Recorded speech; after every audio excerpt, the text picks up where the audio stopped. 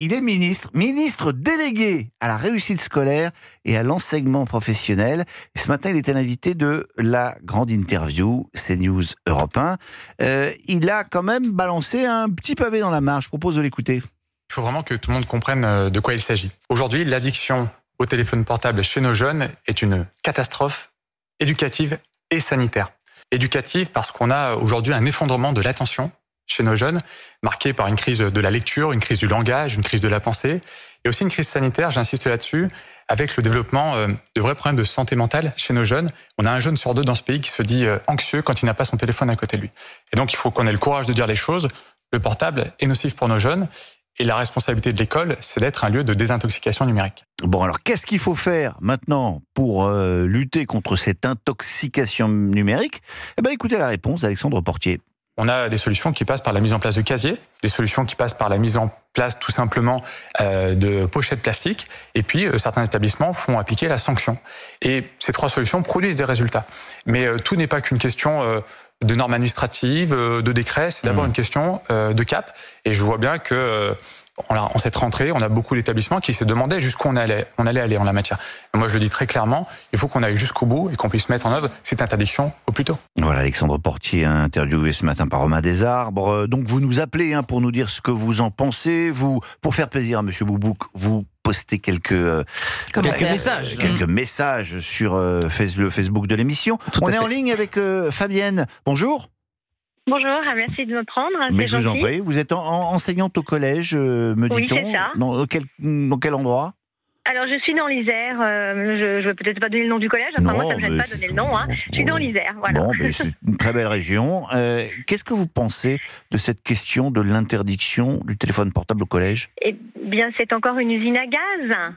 Parce que je ne vois pas bien comment on va appliquer cette interdiction. Alors effectivement, c'est interdit, mais on ne peut pas demander aux élèves de déposer leur téléphone dans un casier, parce que donc nous, il nous en faudrait un certain nombre. On a quand même 800 élèves dans mon établissement. Et pourquoi est-ce qu'on ne peut pas leur demander ?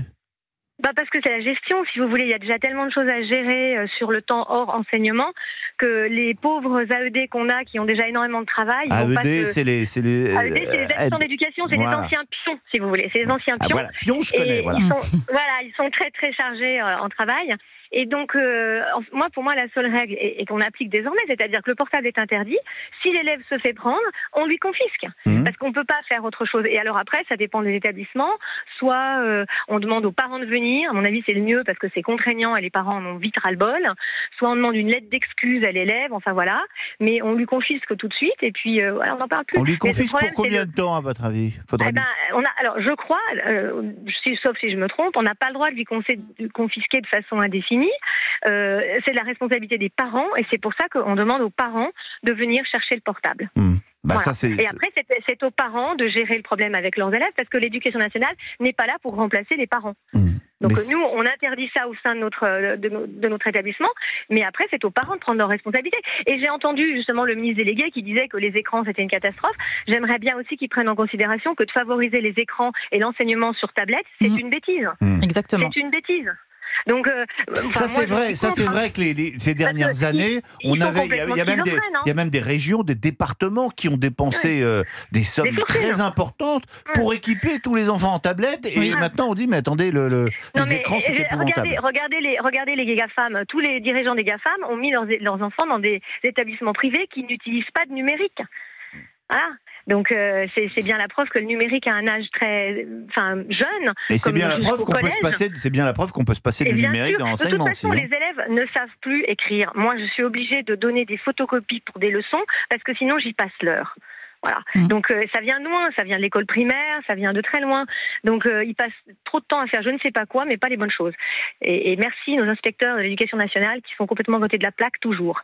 Donc voilà, moi je suis remontée contre l'éducation nationale, vous aurez compris. Mais voilà, les écrans de toute façon c'est nocif. Par contre, je vais vous dire une chose. Moi je trouve que plutôt que de s'élever contre les téléphones et de les diaboliser, il vaut mieux leur apprendre à s'en servir de façon judicieuse. Moi je sais que par exemple dans ma classe, quand j'ai un élève qui est en situation de handicap et qui ne peut pas, qui n'est pas à jour, par exemple sur sa liste de vocabulaire, moi j'enseigne l'anglais, et je lui dis écoute, sors ton portable, prends en photo la liste de ton camarade qui est à côté de toi, et comme ça tu pourras compléter ça à la maison, éteins ton portable, range-le. Ça marche très bien. Fabienne, c'est un petit peu paradoxal ce que vous nous dites, parce que dans un premier temps, vous dites on peut pas, on voit pas comment on pourrait faire, etc. Puis dans la suite de votre propos, vous nous dites on peut parfaitement confisquer les téléphones portables, ça pourrait être fait. Moi, ce que je dis, ce qu'on ne peut pas faire, c'est demander aux élèves, d'après ce que j'ai compris que disait le ministre délégué, de déposer leur portable dans un casier. Ça, c'est pas gérable, parce qu'on n'arrivera pas à gérer ça au niveau de temps. Leur interdire d'utiliser leur téléphone, oui, ça on peut le faire. C'est peut-être ça la solution, quoi, alors, à ce moment-là. C'est déjà ce qui est fait, c'est pas la peine d'inventer une autre usine à gaz. C'est-à-dire que c'est interdit, sauf si un professeur ou un adulte vous demande d'utiliser votre portable pour une utilisation bien précise. C'est un outil de travail dans ce cas-là. Et c'est très bref, si vous voulez. Oui, mais c'est pas comme ça que ça se passe. C'est pas comme ça que ça se passe dans la réalité. Il y a des enfants, on le sait, qui sortent leur téléphone portable en classe pendant les cours. Ah, mais à ce moment-là, c'est au professeur de confisquer. Moi, je peux vous dire, ça n'arrive pas dans ma classe. Et si ça arrive, j'ai des élèves qui sont sympas, qui viennent me le dire en me disant, vous savez, madame, discrètement, tel et tel élève avec son portable. Bon, je m'arrange pour le choper le coup d'après. Parce qu'on n'a pas les yeux partout. Donc, on est d'accord que quand on tourne le dos pour écrire au tableau ou pour montrer quelque chose, ils peuvent sortir leur portable. C'est vrai. Mais voilà, je veux dire, le risque zéro n'existe pas, la sécurité maximum non plus. Mais je pense que si on est très clair sur les règles, et qu'on dit voilà, portable utilisé ou sorti dans un cas qui n'est pas autorisé, eh bien c'est confisqué. Les parents viennent le chercher. Géraldine, je vous coupe la parole, Fabienne, mais parce qu'à côté de moi, il y a Géraldine qui piaffe d'impatience. Oui, non, mais parce que non, mais je l'ai vécu, bien sûr, et surtout que elle gesticote. Confisquer un téléphone portable à un élève, c'est aussi très dangereux, parce que moi je me souviens, j'ai une collègue qui avait confisqué le portable à un élève. Malheureusement, il était tombé, donc il s'est cassé. Et ça s'est retourné contre ma collègue. Vous voyez ce que je veux dire ? Et c'est pareil aussi. Quand vous dites retourner, c'est les parents. Les parents, on n'était pas contents et se sont plaints de la surveillante de ma collègue qui s'était, voir un directeur qui avait confisqué le portable de l'élève qui avait utilisé. Le collège a dû rembourser le téléphone portable ? Le collège a dû rembourser, exactement. Donc il y a ça et on nous marche dit, sur la tête, comme on dirait dans une autre émission. On nous dit qu'on supprime le téléphone pour le temps d'écran, sauf que Fabienne, je pense que vous avez enseigné en temps de Covid. Moi, c'était mon cas, où on incitait les élèves à se mettre devant leur portable pour justement regarder leurs devoirs et être en visio à 8h30. Oui, c'était exceptionnel.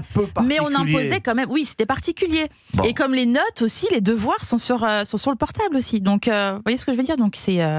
Voilà.